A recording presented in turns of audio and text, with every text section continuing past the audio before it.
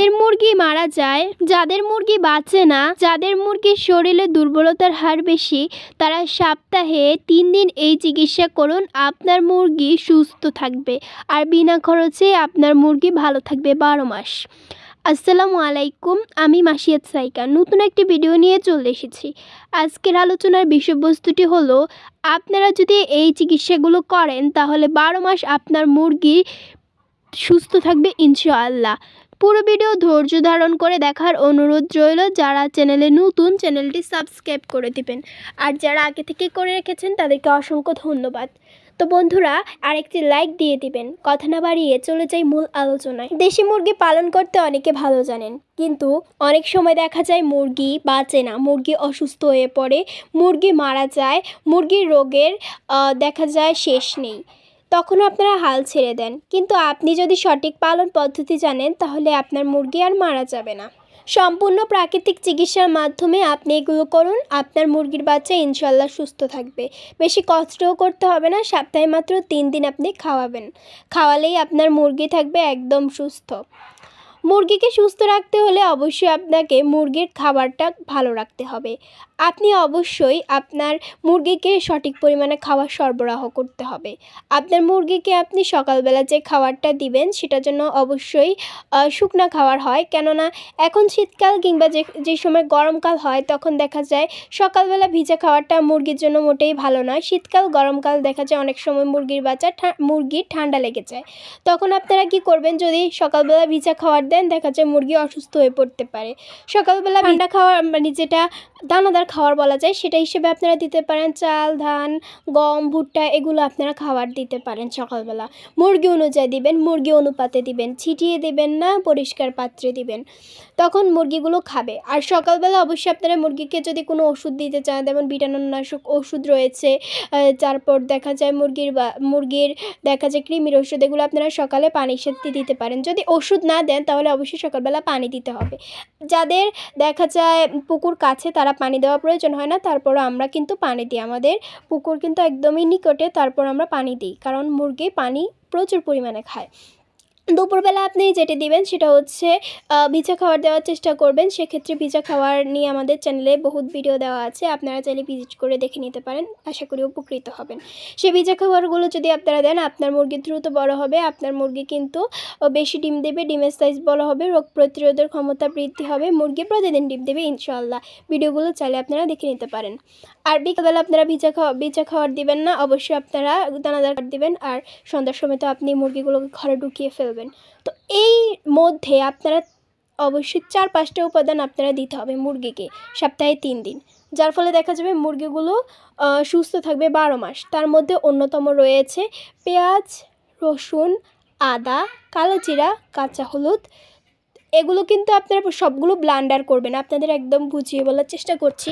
সবগুলো প্রথমে ব্লান্ডার করবেন, আপনার মুরগি অনুযায়ী ব্লান্ডার করবেন। প্রথমে ব্লান্ডার করে আপনারা চাইলে ব্লান্ডার করে নিতে পারেন, চাইলে আবার বেটেও নিতে পারেন। তো খাবারের সাথে আপনারা খাওয়ার অনুপাতে সেখানে সবগুলোর পরিমাণটা দিয়ে দিবেন মুরগি অনুযায়ী। দিয়ে দেওয়ার পর আপনারা সেটা দুপুরবেলা খাবারের সাথে মুরগিকে দিবেন, খাবারের সাথে মুরগিকে দিলে মুরগি খাবে।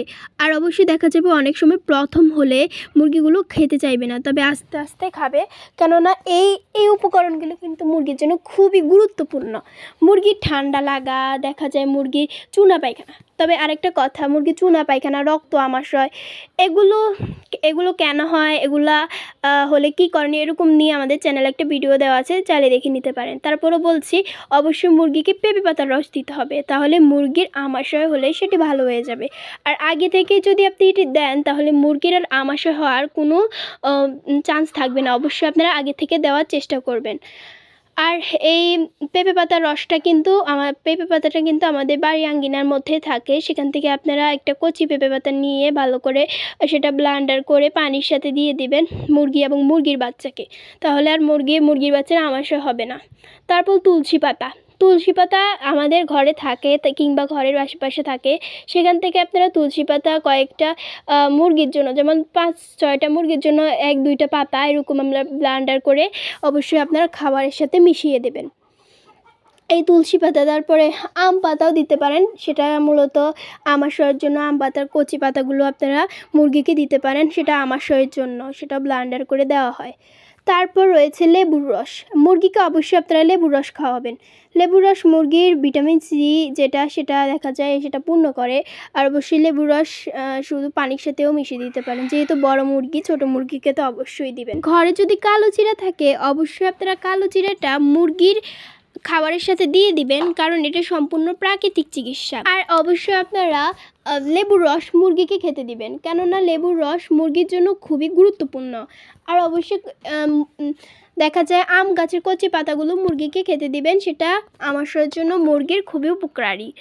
আমরা সকলেই মুরগি থেকে কিছু উপার্জন করতে চাই, কিংবা আপনারা দেখা যায় মুরগির ডিম বিক্রি করে কিছু উপার্জন করতে চান, কিংবা মুরগি বাচ্চা বিক্রি করে কিছু উপার্জন করতে চান। কিন্তু সেক্ষেত্রে লাভের থেকে লসের পরিমাণটা যদি অনেক বেশি হয়ে যায়, সেক্ষেত্রে মুরগি পালনের চাহিদা আর থাকে না, মুরগি পালনের প্রতি অনীহা চলে আসে।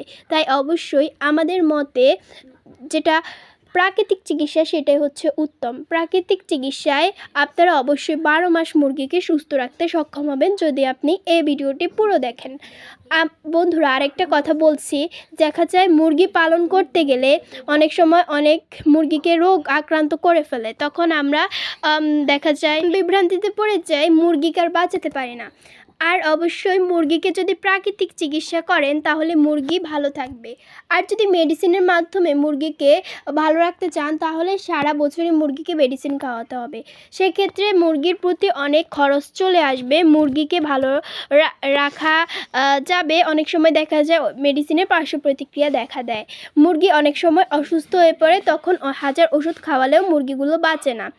আর যদি আপনি প্রাকৃতিক চিকিৎসা অর্থাৎ পেঁয়াজ, রসুন, আদা, কালো জিরা, কাঁচা হলুদ, এগুলো যদি আপনারা একটা কোর্স পূর্ণ করেন, সপ্তাহে 3 দিন করে, মানে ধরেন শনি রবি সোম দিলেন, তারপরে সপ্তাহে আবার শনি রবি সোম দিলেন, এভাবে সপ্তাহে একটা কোর্স পূর্ণ করলে আপনার মুরগিগুলো কিন্তু একদমই সুস্থ থাকবে, শরীরে রোগবালাই আক্রান্ত করতে পারবে না। আর মুরগিগুলো কিন্তু একদমই রোগ প্রতিরোধক ক্ষমতা বেশি থাকবে। আর মুরগিগুলোর ডিমের সাইজ কিন্তু অনেক বড় হবে। মুরগিকে সুস্থ রাখতে হলে অবশ্যই সঠিক পরিচর্যা প্রয়োজন। যদি সঠিকভাবে পরিচর্যা করেন, মুরগিগুলো ভালো থাকবে। ধরেন আপনি একদিন খাওয়ালেন, তারপর আর খাওয়ালেন না, সেক্ষেত্রে মুরগিগুলো কিন্তু ভালো থাকবে না। অবশ্যই আপনারা সপ্তাহে 3 দিন করে খাওয়াতে হবে। আর আরেকটা কথা, দেখা যায় মুরগিগুলো অসুস্থ হয়ে পড়ে, তখন আপনারা ওষুধ খাওয়ান। তখন যদি ওষুধ খাওয়ান, তখন মুরগির কিন্তু কোনো কাজে লাগবে না। আগে থেকে এই প্রাকৃতিক চিকিৎসাগুলো করলে মুরগির শরীরে দেখবেন এগুলো রোগ প্রতিরোধক ক্ষমতা বৃদ্ধি করবে, আর মুরগিগুলো রোগ আক্রান্ত হয়ে পড়বে না। হঠাৎ করে যদি আপনি এই প্রাকৃতিক চিকিৎসাগুলো করেন, তাহলে হয়তো কাজ নাও হতে পারে। অবশ্যই আপনারা প্রতিদিন করবেন, মুরগি যখন সুস্থ থাকবে। আর বন্ধুরা, ভিডিওটি কেমন হয়েছে কমেন্টে জানাবেন। আসসালামু আলাইকুম।